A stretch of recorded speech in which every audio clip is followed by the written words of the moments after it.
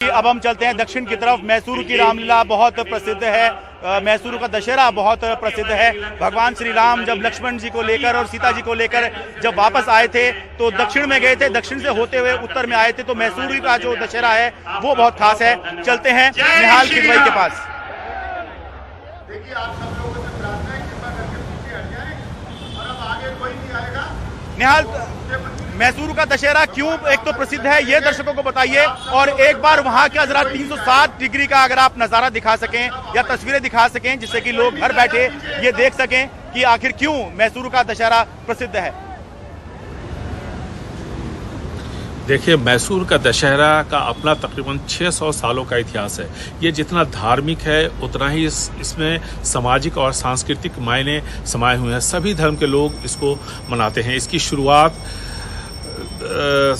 Vijayanagar umpire के वक्त हुई थी और इसको जो सबसे पराक्रमी राजा था कृष्णदेव राय, उन्होंने इसकी शुरुआत की थी। तब उनकी जो एक सोच थी वो ये थी कि जितने भी उनके मातहत राजा होते थे सबको वो आदेश देते थे कि दशहरे के वक्त उनकी जो सेना है, उनकी जो फौज है, उसका कम से कम 50% हिस्सा इस दशहरे में शामिल हो। तो इससे एक भारी भरकम फौज खड़ी हो जाती थी और इसको देख करके जो आसपास के जो दूसरे राजा थे उनकी हिम्मत नहीं होती थी कि विजयनगर अंपायर को चुनौती दे सके। तो शुरुआत के पीछे जो एक मनोवैज्ञानिक एक जो दबाव था राजा का, उनकी अपनी जो राजनीतिक पकड़ की जो कोशिश थी, उसकी कहानी इससे जुड़ी है। धीरे धीरे लोग इससे जुड़ते गए, समाज, सभी धर्मों के लोग इससे जुड़े। देखिए, जब आज दशहरा यहाँ पे चल रहा था और जब से इसकी शुरुआत हुई है तब से यहाँ पर तरह तरह के सांस्कृतिक कार्यक्रम होते हैं। 10 से 12 दिनों तक एक पूरा फेस्टिवल का माहौल होता है पूरे मैसूर में। हालांकि यहाँ जो दशहरा मनाया जाता है वो माता चामुंडेश्वरी के हाथों महिषासुर नाम के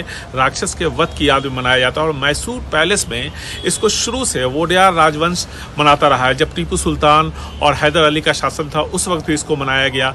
और इसलिए कि किसी भी टीपू सुल्तान या हैदर अली या किसी भी दूसरे राजा ने कभी हिम्मत नहीं की कि इसमें किसी तरह का कोई व्यवधान हो, क्योंकि लोग इससे जुड़े हुए थे, आम जनता इससे जुड़ी हुई थी।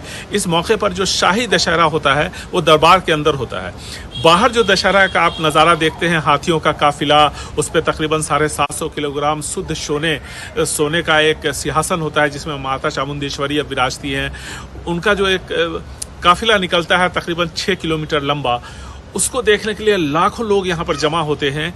तो लेकिन ये जो काफिला है ये आपको बिल्कुल शाही लगेगा, लेकिन अंदाज इसका शाही है, लेकिन ये सरकारी दशहरा है।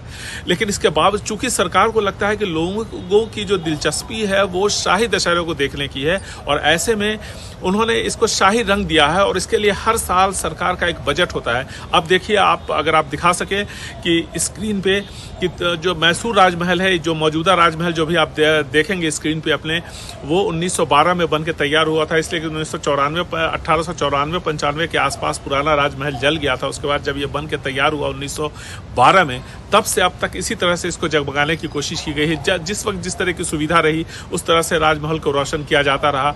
अभी इसमें तकरीबन 1 लाख के आसपास 15 वाट के बल्ब जब जलते हैं मैसूर दशहरा के टाइम पे 10 के 10 दिन जल रहे होते हैं। हालांकि जो आम छुट्टियों के दिन होते हैं जैसे शनिवार रविवार, उस दिन भी ये जलाए जाते हैं थोड़े समय के लिए, लेकिन अभी काफ़ी लंबे वक्त के लिए जलाए जाते हैं। और लोगों को एक तरह से ये एहसास कराया जाता है कि ये कितना महत्वपूर्ण है कि अपनी संस्कृति, अपने कल्चर से आप दूर न हो पाए। सब लोग इसमें एक साथ शामिल होते हैं। और इसका जो इस बार भी और भी काफ़ी लोगों का उत्साह इसमें देखने को मिल रहा है। वो इसलिए कि कोरोना की वजह से 2 सालों से इतने बड़े पैमाने पर नहीं हो रहा था, इस बार बड़े पैमाने पर हुआ है। तो सुरक्षा के भी अभूतपूर्व इंतजाम किए गए हैं। चूँकि वहाँ पर रैली भी अभी भारत जोड़ो यात्रा चल रही है उसी के आसपास, ऐसे में सुरक्षा के बहुत ज़्यादा वहाँ इंतजाम है। बहुत सारे अलग से जैमर लगाए गए हैं, कई सारी सुरक्षा एजेंसियाँ वहाँ पर सक्रिय हैं अभी। तो कुल इसके बावजूद दशहरा की इसकी जो भव्यता है इसको देखने के लिए विदेशों से भी बड़ी तादाद में लोग आते हैं और इस बार भी काफ़ी लोग आए हैं।